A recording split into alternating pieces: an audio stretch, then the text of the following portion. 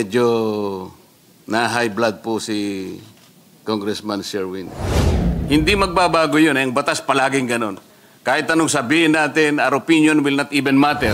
Senator Marcoleta nga, tumahimik eh. Opo, di tatahimik na rin po ako. Mr. President, mag-iba naman po tayo ng area. Medyo na-high blood po si Congressman Sherwin. Kapag kaibigan ko po kasi yan, pagka yan hindi kumikibo, ako po medyo kinakabahan.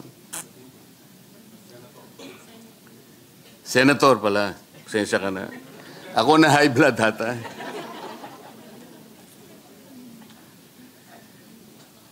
Kamakailan po ay nagpalabas po at nag-approve ang ating Korte Suprema, Mr. President, ng Rules on Extradition Proceedings, which I think took effect on November 10, 2025.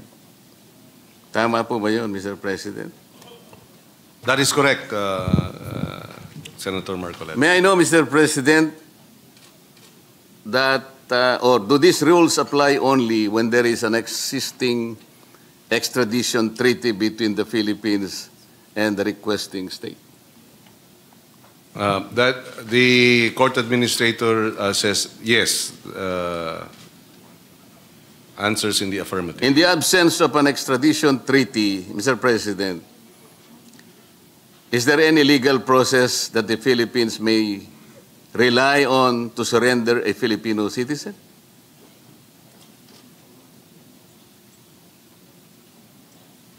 Apart from a treaty between two states, if there are conventions that we are party to as a member state, such as INTER.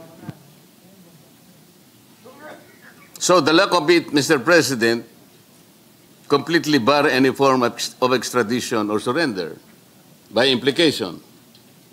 By way of extradition, yes.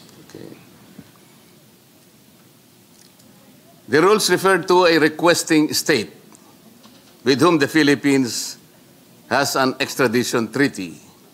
If the requesting entity is not a state per se, Mr. President, such as the international tribunals, o sabihin na natin ICC, do these rules still apply?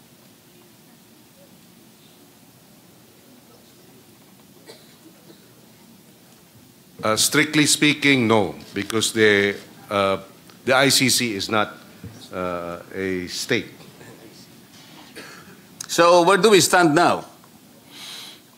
Because ICC is not a state, and we have our own constitution. And there is, for example, a warrant of arrest issued by the ICC. But under our constitution, no person shall be deprived of life, liberty of property without due process of law. Which will prevail, the ICC or our own constitution? Yes, as earlier manifested by the court administrator, the extradition treaty, the extradition rules does not apply to the ICC, but there may be other international conventions or agreements that the Philippines is party to that may apply. But again, they have not identified which of these possible conventions, which of these conventions, if any, would be applicable. Wala naman international conventions, Mr. President. As a matter of fact, the Philippines just withdrew from the Rome Statute. Anong basis nila ngayon? Ang nakalagay po sa ating, meron po tayong batas Republic Act 9851 po yata yun, if I'm not mistaken. Na pwede mo lamang i-process for extradition or surrender or whatever it is. First of all, what is the difference between surrender and extradition? Except for the spelling, Mr. President. I'm sorry, Mr. President. I was clarifying with the indulgence of the senator. Yes. What was the? Ano po yung pagkakaiba, bukod sa spelling, ng extradition at surrender in the context of Republic Act 9851?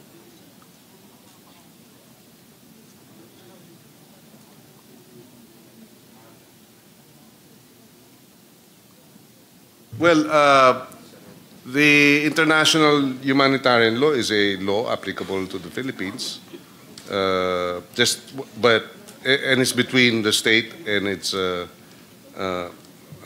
citizens as well as other parties, while the extradition treaty is a treaty between two states. So, surrender or extradition will take different meanings given these three or four different how do you call it, rules. So rules on extradition proceeding will be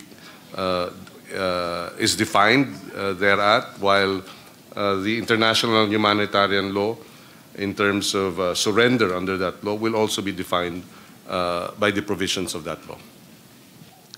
I'm sorry, Mr. President, if I will disagree. Yung extradition, mabagal po yun. Yung surrender, mabilis. Kaya po nang ginawa kay dating Pangulong Rodrigo Duterte.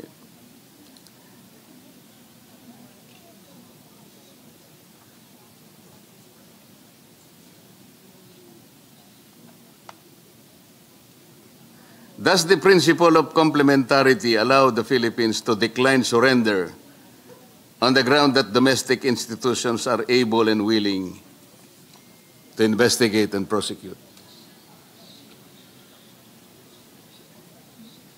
Yes, the court administrator is constrained to reply with the questions, a number of the questions raised, but she assures the good senator that she will answer as best she can, given the limitations that the matter is sub judice.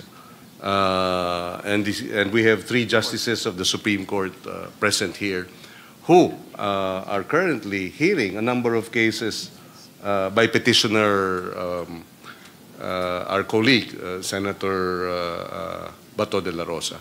So in that regard, they beg the indulgence of the good senator that it being sub judice, they would refrain from giving opinions outside of the rules on extradition proceedings. Mr. President, am I made to understand that we can only request for, let's say, clarifications or answers lingering in our minds from the court in the actual litigation and not in a case like this where this is also a good chance to be able to take advantage of the teaching function of the Supreme Court? Kailangan bang nasa korte tayong lahat and there is an active case being litigated? Is this not a proper forum for the Supreme Court to also advise us, to help us in the context of being able to, let's say, lay down the foundation of a budget that will cater to most people? In this case, according to the court administrator, they are not, they are prohibited from issuing opinions on a case that is pending before it, and that they are limited to rendering opinions within the parameters and framework of the pending case. Bakit naman parang selective, Mr. President? Alam po ninyo, napakaraming mga ongoing cases. Yung mga abogado po, palagi pong napagsasabihan, lalo na po yung mga trial lawyers na yung ating sub judice. Talaga pong, kung kayo po ay nag-aaral pa lang ng batas, first year ka pa lang, alam nyo na yung sub judice. Talagang, Sir President, pangangatawanan mo yan eh. Pagka ang isang kaso ay talagang dinidinig na, huwag kayong magko-comment. Estudyante ka pa lang, ha? Huwag kang magko-comment. Kasi baka napakagaling mo, ma-impluensya mo yung Korte Suprema. Di ba, Mr. President? We rely on the objectivity, the competence, and the fortitude of the members of the Supreme Court. They are there because of that. Nai-influensya mo po ba? Can we influence the good justices of the Supreme Court?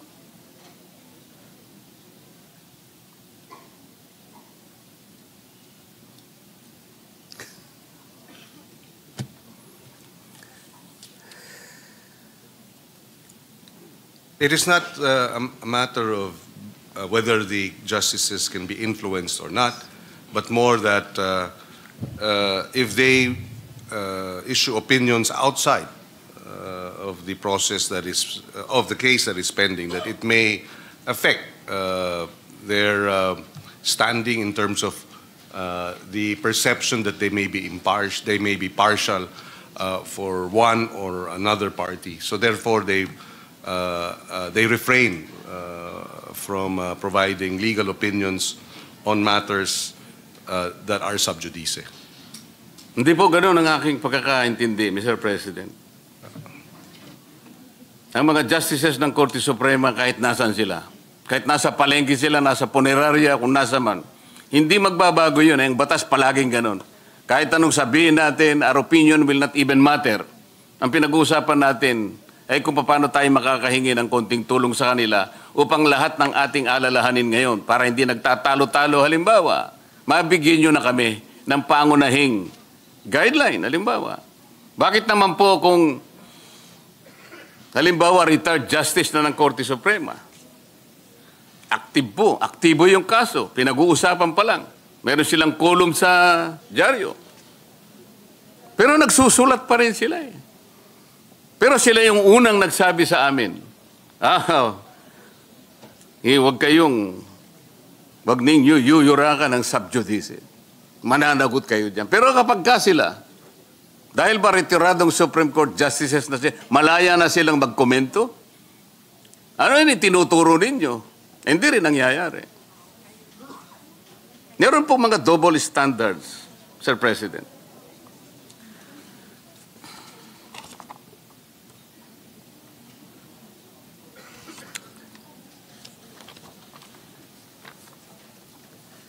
Salamat po. Magpapasalamat na lamang po ako dahil sa napagbigyan ako na ang aking pong mga staff, Mr. President, ay pinayagan ng ating court administrator.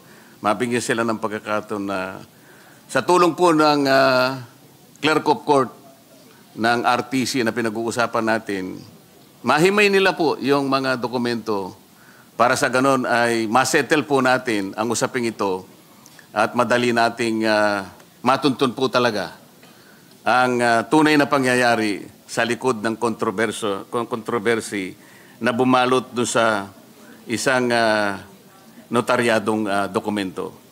Maraming salamat po sa panahon, Mr. President. At sa atin pong pinunong mayorya, nais ko lamang pong malaman sa ating pong sponsor kung maaari pong magbigay ng konting katanungan. Maaari po.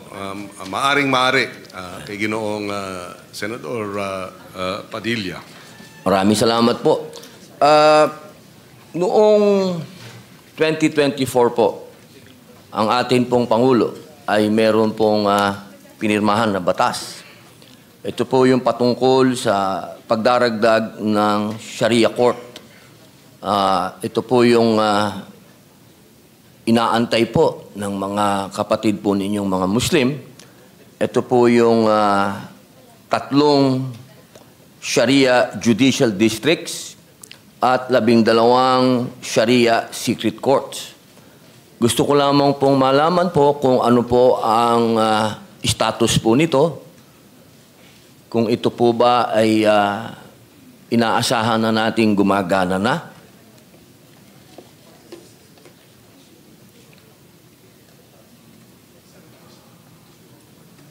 Baka po kailangan ng funding po niyan. Tamang-tama po. Nandito na po sila. Nandito na po ang chairman. Eksakto po. Funding nga po ang kinakailangan para mabuksan itong applications sa JBC at mabigyan na ng appointments itong mga bagong Sharia courts. Pwede po malaman kung meron na po bang proposal na budget dyan upang mabraso na po natin ang ating chairman ng finance.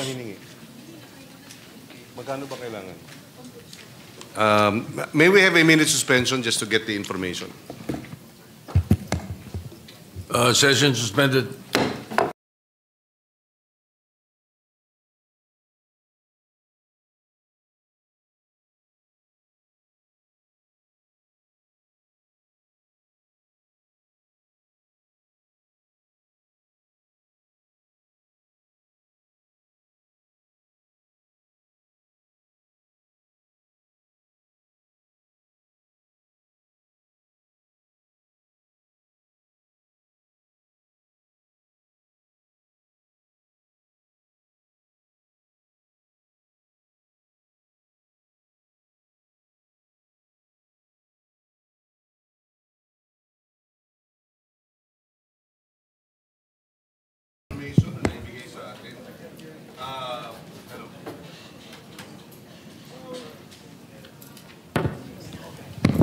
Yes.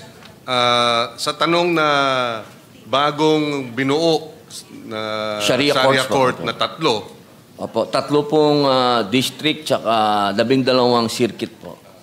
30 district. Tatlo po. 3 pong district, opo. sorry. Tsaka 12 circuit po. So ang nakalagay sa budget ay 2 lamang. Opo, 2 lang. Sa halip na 3. Tama? Okay. Bakit po nabawasan? So for the third, kailangan natin ng around 200 million. Additional.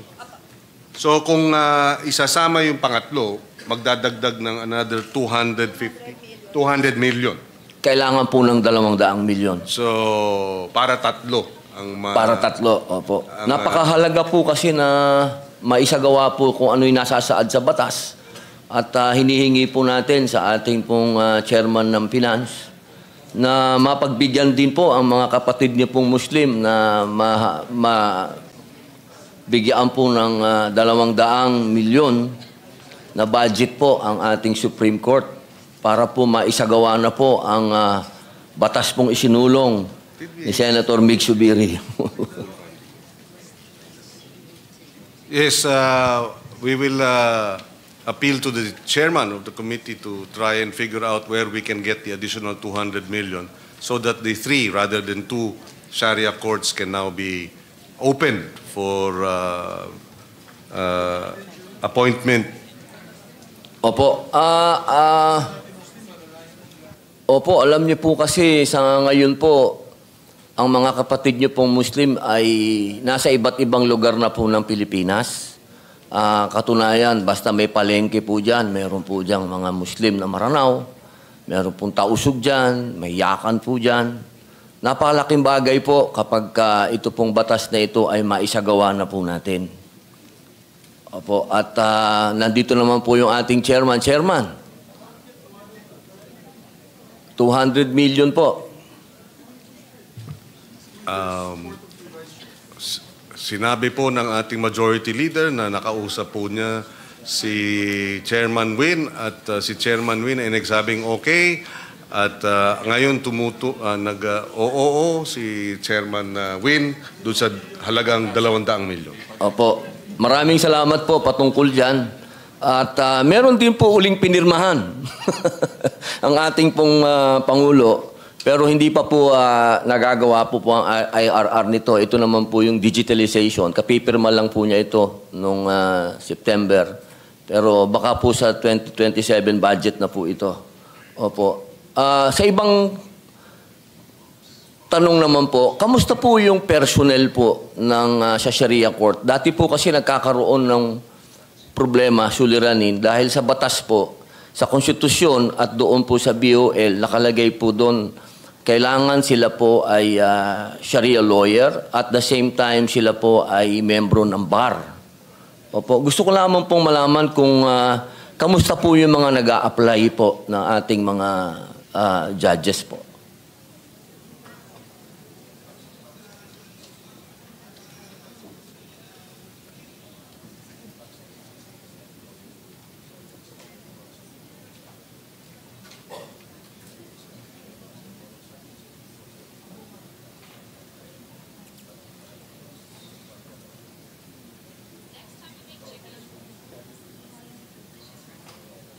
Meron kasing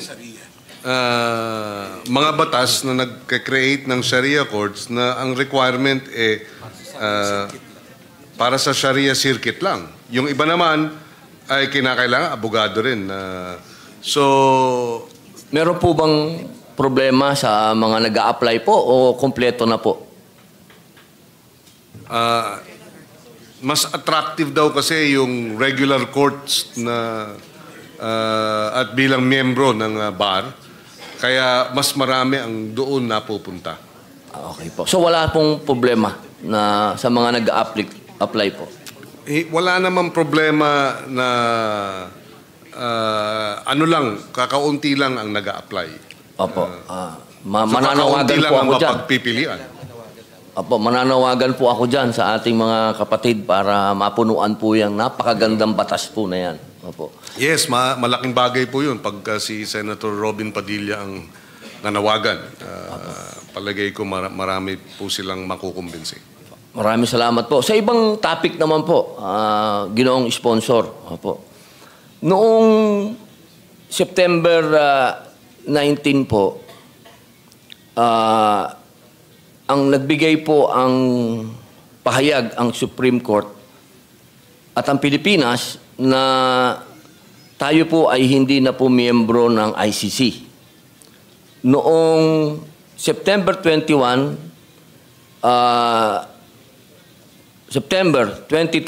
yata po yun. 2021, sinasabi na meron pa rin po tayong pananagutan sa ICC. Ang tanong ko po, ang bansang Hungary po, noong June 2025, sila po ay kumalas sa ICC para po sa pagbisita sa kanila ni Prime Minister Netanyahu at hindi po nila hulihin si Netanyahu. Ang tanong ko po, yung po bang kaso ni Senator Bato, kung totoo po, kasi hanggang ngayon po wala pa rin pong kasiguraduhan kung mayroong warrant of arrest talaga o wala. Kapag hindi po ba natin surrender si Senator Bato, meron po ba tayong sasagutin sa ICC? Yun lang po, wala naman po ako. Yun lang po ang tanong ko. Meron po ba tayong sagot doon kung hindi natin siya isusurrender? Gaya ng nabanggit kanina nung nagtatanong si Senator Dante Marcoleta tungkol dito sa kaso ng ating kasamahan na si Senator Bato de la Rosa, mayroong limitasyon ng ating mga justice ng Korte Suprema na kapag ang isang kaso ay pending at mayroong petisyon ng ating kasamahan before the Supreme Court, ay dahil sa subjudice ruling, hindi po sila maaaring magbigay ng opinion at pahayag sa labas nung kaso mismo. At yung doon lamang po sila maaaring magbigay ng komento sa kanilang mga desisyon. Maraming salamat po. Wala po ako magagawa. Si Senator Marcoleta nga tumahimik eh. Opo, di tatahimik na rin po ako. Sa isang isa pong hiwalay pong topic, last topic po. Napanood ko po sa isang TV program ang isa po nating masasabing dating kalihim at dati din po nating kaibigan. Sinabi po niya na ang batas, we can bend the law, ang sabi niya. Ang tanong ko po, ako po kasi ay naniwala sa batas. Ako po ay 3 taon nakulong. Pinabayaan ko po na I served my sentence dahil naniniwala po ako sa batas. Ang tanong ko po, pwede po ba yun?